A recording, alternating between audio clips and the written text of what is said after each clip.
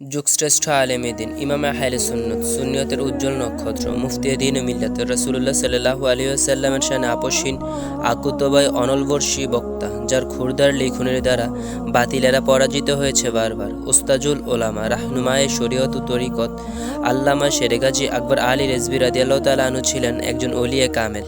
তিনি বহু বাধা বিপত্তি ছড়িয়ে সঠিক মতাদর্শের সুন্নিয়ত প্রচার করে নিজের জীবনকে বিলিয়ে দিয়েছেন। এমন একজন ওলিয়ে কামেল সম্পর্কে সংক্ষিপ্ত জানার চেষ্টা করব আমাদের আজকের এই পর্বে। আসসালামু আলাইকুম ওয়া রাহমাতুল্লাহ। তরিকত জগতের উজ্জ্বল নক্ষত্র আল্লামা শেরে গাজী আকবর আলী রিজভী রাদিয়াল্লাহু তাআলা আনহু প্রসিদ্ধ তথ্যমতে হিজরি ত্রয়োদশ শতাব্দীর শেষের দিকে 1280 হিজরি এবং 1266 বঙ্গাব্দের 1লা বৈশাখ বাংলাদেশের বৃহত্তম ময়মনসিংহ জেলার তৎকালীন গৌরীপুর থানার লঙ্কাখোলা গ্রামে জন্মগ্রহণ করেন। তিনার বাবার নাম ছিল মরহুম শহর আলী রিজভী এবং মায়ের নাম ছিলেন আলিমা আক্তার রিজভী। পরিবারের 8 ভাই বোনের মধ্যে তিনি ছিলেন সপ্তম। তিনার শ্বশুর কারি মহিনুদ্দিন ছিলেন তৎকালীন জমিদার বংশের। এই আল্লামা আকবর আলী রিজভী রাদিয়াল্লাহু তাআলা আনহু হয়ে ওঠেন একজন যুগশ্রেষ্ঠ ওলিয়ে কামেল, যার পদাচরণে সরল মনা ইমানহারা মুসলমানরা পেয়েছে ইমানের ছোঁয়া। পিতা শহর আলী রিজভী রাদিয়াল্লাহু তাআলা আনহুর সান্নিধ্যে তিনি প্রাথমিক শিক্ষা অর্জন করেন। পরবর্তীতে স্থানীয় একটি মাদ্রাসায় পড়াশোনা করেন। তার পিতা তাকে উচ্চ শিক্ষার জন্য দিল্লিতে পাঠিয়ে দেন। তিনি প্রথম দিল্লিতে মাদ্রাসায়ে সুবহানিয়া এবং পরবর্তীতে ভারতের উত্তরপ্রদেশের বেরলিতে অবস্থিত মাদ্রাসায়ে মানজারুল ইসলাম থেকে কামিল পরীক্ষায় কৃতিত্বের সাথে উত্তীর্ণ হন। তিনি জ্ঞান বিজ্ঞানের অনেক শাখায় জ্ঞান অর্জন করেছেন। তিনি তাফসির, হাদিস, ফিকা, আকাইদ, তাসাউফ এবং আরবি ও উর্দু ভাষায় পাণ্ডিত্য অর্জন করেন। ছাত্র জীবনে তিনি এতটাই ধ্যানমগ্ন ছিলেন যে আরাম আয়েশের প্রতি তিনি ছিলেন উদাসীন। তার সাদামাটা জীবনযাপনের জন্য তাকে মুফতি আজম হিন্দ রাদিয়াল্লাহু তাআলা আনহু সাদি উপাধি দিয়েছিলেন। তিনি শিক্ষাজীবন বেরলিতে সমাপ্ত করেন এবং সেখানে অনেক বছর অবস্থান করেন। তিনি ছিলেন ইমাম আলা হজরত আহমদ রেজা খান ফাজিলে বেরলি রাদিয়াল্লাহু তাআলা আনহু ও মুফতি আজম হিন্দ রাদিয়াল্লাহু তাআলা আনহু এর স্নেহধন্য। হজরত আল্লামা শেরে গাজী আকবর আলী রিজভী রাদিয়াল্লাহু তাআলা আনহু, ইমাম আলা হজরত আহমদ রেজা খান ফাজিলে বেরলি রাদিয়াল্লাহু তাআলা আনহু ও ইমাম মুফতি আজম হিন্দ রাদিয়াল্লাহু তাআলা আনহু এর স্নেহধন্য থেকে স্বয়ংসম্পূর্ণ বক্তা এবং মুনাজারায় অভিজ্ঞ হয়ে ওঠেন। যখন আল্লামা শেরে গাজী আকবর আলী রিজভী রাদিয়াল্লাহু তাআলা আনহু ভারত ছেড়ে বাংলাদেশে ফিরে আসেন, তখন মুফতি আজম হিন্দ রাদিয়াল্লাহু তাআলা আনহু সকলকে উদ্দেশ্য করে বলেছিলেন যে আজ বেরলি থেকে এলেমের একটি বিরাট জাহাজ আমি বাংলাদেশে পাঠালাম। তারপর দেশে ফিরে এসে আল্লামা শেরে গাজী আকবর আলী রিজভী রাদিয়াল্লাহু তাআলা আনহু মূল ধারায় সুন্নিয়তের প্রচার ও প্রসারে ব্যস্ত হয়ে পড়েন। আল্লামা শেরে গাজী আকবর আলী রিজভী রাদিয়াল্লাহু তাআলা আনহু শুধু যে সুন্নিয়তকে প্রাতিষ্ঠানিক রূপ দিয়েছেন তা নয়, তিনি তার ক্ষুরদার লিখনের দ্বারা রাসূলুল্লাহ সাল্লাল্লাহু আলাইহি ওয়াসাল্লামের শানকে তুলে ধরেছেন এবং বাতিলের দাঁতভাঙ্গা জবাব দিয়েছেন। তিনি প্রায় 350 কিতাব রচনা করেছেন এবং এগুলোর বিস্তৃতিও ছিল অনেক।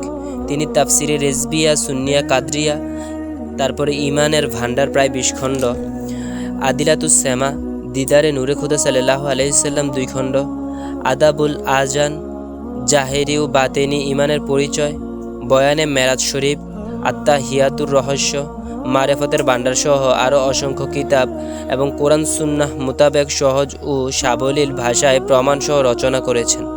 আল্লামা শেরে গাজী আকবর আলী রিজভী রাদিয়াল্লাহু তাআলা আনহু অসংখ্য বাহাসের সম্মুখীন হন। তার মধ্যে উল্লেখযোগ্য কয়েকটি বাহাস হলো রংপুর খ্রিস্টান পাদ্রীর সাথে বাহাস।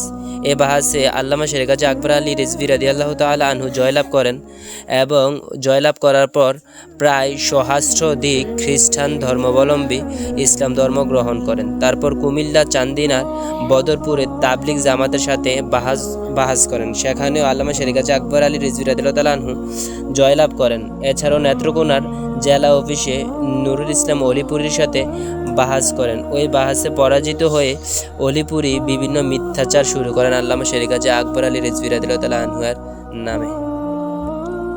সুন্নিয়তের পথে পথ চলা আল্লামা শেরে গাজী আকবর আলী রিজভী রাদিয়াল্লাহু তাআলা আনহু এর অন্যদের মতো এত সুখকর ছিল না। সুন্নিয়ত প্রতিষ্ঠা এবং প্রচার প্রসারে তিনি বহু ঘাত প্রতিঘাত সহ্য করেন। সর্বশেষ এমন পর্যায়ে আসে যে তিনি পঙ্গুত্ব বরণ করেছেন। তারপরেও তিনি মনে প্রাণে নবী করিম সাল্লাল্লাহু আলাইহি ওয়াসাল্লামের প্রেম অন্তরে ধারণ করে হুইল চেয়ারে বসে সুন্নিয়তের ময়দানে খেদমত করেন। আল্লামা শেরে গাজী আকবর আলী রিজভী রাদিয়াল্লাহু তাআলা আনহু-এর ইসলাম প্রচার ততটা সুগম ছিল না। তিনি বহু বাতিলের আক্রমণের শিকার হন। সিলেটের জমিনের একটা মাহফিল থেকে বাড়িতে ফেরার পথে আল্লামা শেরে গাজী আকবর আলী রিজভী রাদিয়াল্লাহু তাআলা আনহুকে একটি বিষাক্ত ছুরি দ্বারা আক্রমণ করা হয়। সাথে সাথে হসপিটালে নিলে ডাক্তার এমন জখমের কারণে 24 ঘন্টা বেঁচে থাকার সময় দেন, কিন্তু আল্লাহর অশেষ রহমতে আল্লামা শেরে গাজী আকবর আলী রিজভী রাদিয়াল্লাহু তাআলা আনহু সুস্থ এবং সুন্দরভাবে বাড়িতে ফিরে আসেন। পরবর্তীতে যেই ব্যক্তি আল্লামা শেরে গাজী আকবর আলী রিজভী রাদিয়াল্লাহু তাআলা আনহু-এর উপর আক্রমণ করেছে, সে নিজে আল্লামা শেরে গাজী আকবর আলী রিজভী রাদিয়াল্লাহু তাআলা আনহু-এর কাছে এসে ক্ষমা চাইলে নিজের উপর হত্যার চেষ্টা করা মানুষকে ক্ষমা করে দিয়ে তিনি ক্ষমার এক উজ্জ্বল দৃষ্টান্ত স্থাপন করেন। অবশেষে ইমামে আহলে সুন্নত মুর্শিদে বরহক পঞ্চদশ শতাব্দীর সুমহান মুজাদ্দেদ মহিউসুন্নাহ মহিউল বিদা শেরে গাজী আল্লামা আকবর আলী রিজভী রাদিয়াল্লাহু তাআলা আনহু লক্ষ ভক্ত আশিকদেরকে সুখসাগরে ভাসিয়ে রাজধানীর স্কয়ার হসপিটালে 2015 সালের 30শে আগস্ট রবিবার মহান আল্লাহর ডাকে সাড়া দিয়ে ইহজগৎ ত্যাগ করে পরলোকে গমন করেন। তখন জাতি হারালো সুন্নিয়তের এক মহান প্রাণ পুরুষকে। আল্লাহ সুবহানাহু ওয়া তাআলা তিনাদের উসিলায় আমাদেরকে ইহকালীন শান্তি ও পরকালীন মুক্তি নসিব করুন।